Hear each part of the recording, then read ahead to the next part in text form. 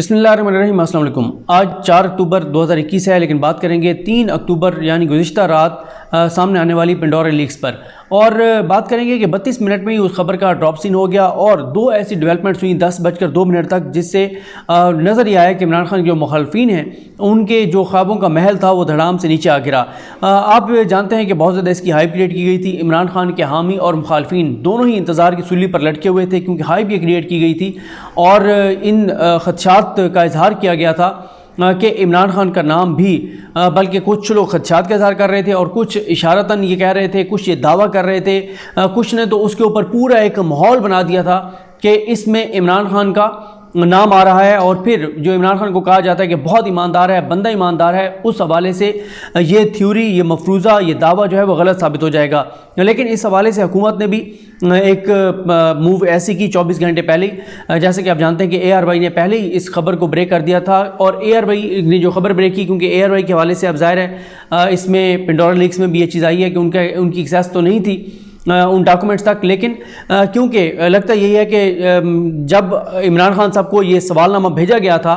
तो हुकूमत के ऑलरेडी नोटिस में था कि ये आने वाला है और मुमकिन तौर पर यही वो एक चीज़ है जो इमरान खान के ख़िलाफ़ इस्तेमाल हो सकती है। तो बिल्कुल उसी तरह से जैसे आपको पता है कि जब पनामा लीक्स आने वाले थे तो शायद पहले ही हो सकता है उमर चीमा साहब ने या तो सवालनामा तो भेजा ही होगा, भेजा था यकीनन ICIJ ने उनको, हुसैन नवाज़ को, हसन नवाज़ को, लेकिन ये भी हो सकता है कि उमर चीमा ने भी पहले उनको कम्युनिकेट कर दिया और इसलिए पहले ही उन्होंने माहौल बनाना शुरू कर दिया था। और लेकिन वो तो ज़ाहिर गलत थे,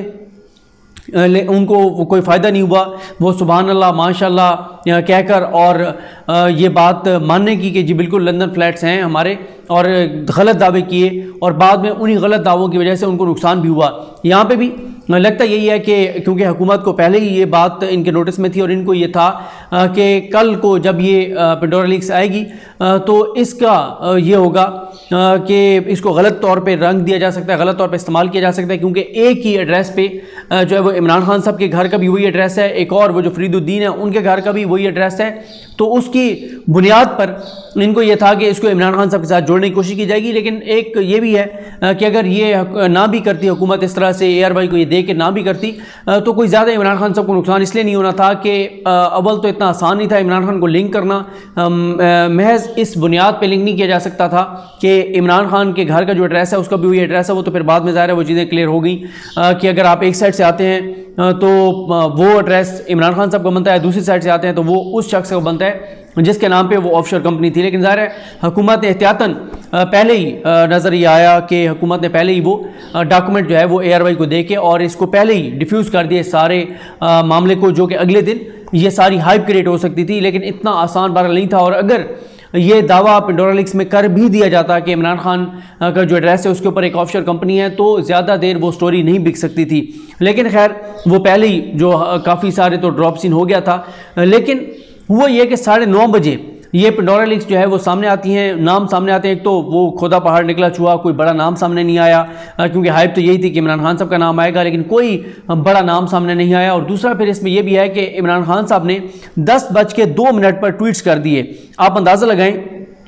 कि जब मुस्लिम लीग नून के दौर में पनामा लीक्स आए थे तो कितना टाइम लगा था इमरान खान साहब को, अपोजिशन को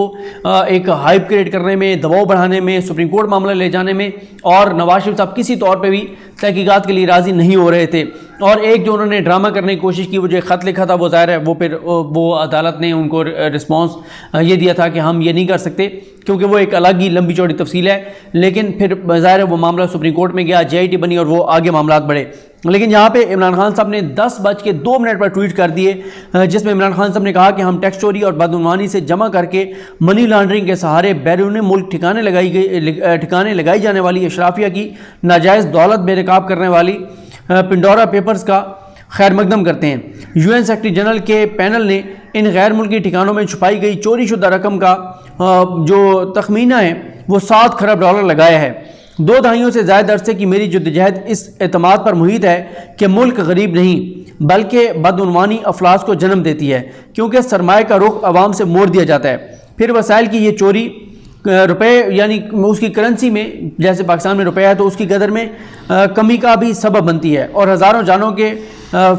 फ़क्र अफलास की नज़र हो जाने की राह हमवार होती है। जैसे ईस्ट इंडिया कंपनी ने हिंदुस्तान की दौलत पर हाथ साफ किया, वैसे ही तरक्की पजीर ममालिक की हुक्मरान अशराफिया भी कर रही है। बदकिस्मती से अमीर ममालिक को बड़े पैमाने पर की जाने वाली लूट मार रोकने में दिलचस्पी है, ना ही वो लूटी गई ये दौलत तरक्की पजीर ममालिक को वापस लौटाने को तैयार हैं। उसके बाद इमरान खान साहब कहते हैं कि मेरी हुकूमत अपने उन तमाम शहरियों की पड़ताल करेगी, तहकीकात करेगी जिनका नाम पेंडोरा पेपर्स में आया है, और अगर कुछ गलत साबित हुआ तो हम मुनासिब कार्रवाई अमल में लाएंगे। आलमी बरादरी से मेरी इल्तमास है कि माहौलियाती तग़य्युरात के बहरान की तरह इस सरी नाइंसाफ़ी के तदारुक का भी बदरजे अतम एहतमाम किया जाए। अगर इस पर तवज्जो ना दी गई तो गरीब ममालिक में बढ़ती हुई ग़ुरबत के बाइस अमीर और गरीब ममालिक के माबैन अदम मसावत बढ़ती जाएगी, जिससे इन गरीब ममालिक से अमीर ममालिक की तरफ मुआशी हिजरत के रुझान में शिद्दत और तेज़ी आएगी और दुनिया भर में मुआशी और समाजी अदम इस्तेहकाम में इजाफा होगा। क्योंकि इमरान खान साहब ने पहले UN के फ़ोरम पर भी ये कहा कि गरीब मुल्कों से जो है ये पैसा लूट के अमीर मुल्कों में मुंतकिल किया जाता है, फिर अमीर मुल्क ये पैसा वापस नहीं करते, गुर्बत बढ़ती है। और इमरान खान साहब ने कहा था कि जैसे मौसमियाती तब्दीली जो है उसकी कोई हदूद नहीं है, कि ये नहीं है कि पाकिस्तान में अगर मौसमियाती तब्दीलियाँ हो रही हैं या पाकिस्तान में अगर कोई ऐसे इक़दाम हो रहे हैं जो मौसमियाती तब्दीली का सबब बन रहे हैं तो दीगर मुल्कों से महफूज रहें, कि नहीं, सब मुल्कों से मुतासर होंगे। एक मुल्क में अगर कोई इस तरह के इक़दाम हो रहे हैं जिससे मौसमियाती तब्दीलियाँ रुनुमा हो रही हैं। इसी तरह इमरान खान साहब ने कहा कि अगर गुर्बत बढ़ेगी मुल्कों में, गरीब मुल्कों में, तो वहाँ से लोग हिजरत करेंगे। और फिर इमरान खान साहब ने UN में ये भी कहा था कि आपको बड़ी बड़ी दीवारें तामीर करनी पड़ेंगी मुहाजिरीन को रोकने के लिए। और साथ ही फिर इसी दौरान जो दूसरी बड़ी डेवलपमेंट हुई वो ये हुई कि शौकत तरीन साहब ने अनाउंस किया कि FBR तहकीकात करेगी, तहकीकात के नतीजे में पूछा जाएगा इन तमाम लोगों से जिनकी ऑफशोर कंपनीज आई हैं, ये लीगल थी, इलीगल थी, पैसे जो ट्रांसफ़र हुए वो बैंकिंग चैनल से हुए या नहीं हुए, ये जो ऑफशोर कंपनीज थी ये डिक्लेयर्ड हैं नहीं है, इन तमाम चीज़ों को हम देखेंगे और हम कार्रवाई करेंगे अगर किसी ने इलीगल तरीके से पैसे जो हैं वो ट्रांसफ़र किए हैं तो। और साथ ही उन्होंने अपनी भी ज़ाहिर जस्टिफिकेशन दी कि उनकी किस तरह से ये ऑफशोर कंपनी उन्होंने क्यों बनाई थी, कोई ट्रांजैक्शन नहीं है, इस हवाले से उन्होंने सारी चीज़ें बताई। तो यानी 10:02 पर ये 2 डेवलपमेंट्स हो चुकी थी। लेकिन अब एक तो इसमें यह भी है कि बहुत ज़्यादा हाइप क्रिएट की गई, लेकिन कोई भी एक भी हाजिर सर्विस किसी फौजी जर्नल की कोई या उनकी फैमिली की कोई प्रॉपर्टी सामने नहीं आई। फिर उसके बाद यह है कि पनामा की तरह ये नहीं था कि पनामा में तो ज़ाहिर है जो सिटिंग प्राइम मिनिस्टर था उसके वाले से चीज़ें आई थी। फिर साथ ही ये है कि आज जो है वो इंपॉर्टेंट मीटिंग होगी जिसमें फ़रूक नसीम साहब, वज़ीर कानून फवाद चौधरी साहब, अटॉर्नी जनरल पाकिस्तान शहजाद अकबर साहब, ये तमाम लोग होंगे और सजेस्ट करेंगे प्राइम मिनिस्टर को कि क्या इक़दाम होने चाहिए, इसके ऊपर किस तरह से तहकीकात होनी चाहिए। और साथ ही इस हवाले से ये बात है, इस कमेटी को ये भी जायज़ा लेना चाहिए कि पनामा लीक्स में जो 450 नाम आए थे और उन बाकी नामों का क्या बना है, किस किस ने जो है वो माना कि हमने गलत तौर पे ये जो है वो इलीगल तरीके से रकम ट्रांसफ़र की थी, उन्होंने फिर एतराफ़ किया, कितने पैसे दोबारा कौमी ख़जाने में जमा हुए, इस हवाले से भी बताया जाना चाहिए। लेकिन जैसे मैंने आपको बताया कि हाइप बहुत ज़्यादा थी, लेकिन कोई इसका वो चीज़ सामने नहीं आई जो कि जितनी हाइप थी। 700 अगर नाम है तो उनमें से 4-5 लोग जो हैं वो ज़्यादा पॉपुलर हैं, ज़ाहिर है, जिसमें फैसल वाडा हैं, शर्जील मेमन हैं और शौकत तरीन साहब हैं। इस तरह से सब अपनी अपनी ज़ाहिर वजाहत देंगे, लेकिन वो उस तरह से कोई चीज़ बरामद नहीं हुई जो हाइप क्रिएट की गई थी। और इसमें हमने ये भी देखा कि कई लोग अब अपना मौक़िफ़ दे रहे हैं कि उनका तो पहले मौक़िफ़ लिए नहीं गया, उनके मौक़िफ़ के बगैर ये सारी चीज़ें जो है वो जारी कर दी गई। इन लोगों को जो ये कहते हैं कि उनका मौक़िफ़ लिए बगैर ये जारी किया गया है, वो इस हवाले से ज़ाहिर है कर सकते हैं, अदालत ले जा सकते हैं इनको कि अगर उनके ऊपर गलत जो है वो एलिगेशन लगाए गए हैं और उनको बदनाम करने की कोशिश की गई है। लेकिन यहाँ पर इमरान खान साहब ने वो नहीं किया जो मुस्लिम लीग नून ने किया था। उन्होंने इसको आलमी साजिश करार दिया था, उसने इनको पनामा लीक्स को शैतानी लीक्स करार दिया था और आज तक वो ये कहते हैं कि ये उनके खिलाफ साजिश थी। लेकिन यहाँ पर इमरान खान साहब ने कहा कि वो तहकीकात कराएंगे और ये बहुत ही अच्छा फ़ैसला है। बहरहाल देखते हैं आज जो कमेटी का इजलास है वो क्या सजेस्ट करती है। खालिद जवेद खान साहब जो अटॉर्नी जनरल पाकिस्तान है और फ़रूक नसीम साहब, फवाद चौधरी साहब, शहजाद अकबर साहब प्राइम मिनिस्टर को क्या सजेस्ट करते हैं कि किस तरह से आगे बढ़ना चाहिए। लेकिन ये ज़रूर है कि अब जितने ये इस तरह से इलीगल तरीके से अगर पैसे जिसने ट्रांसफ़र किए हैं उनको अकाउंटेबल करना चाहिए, उनसे ये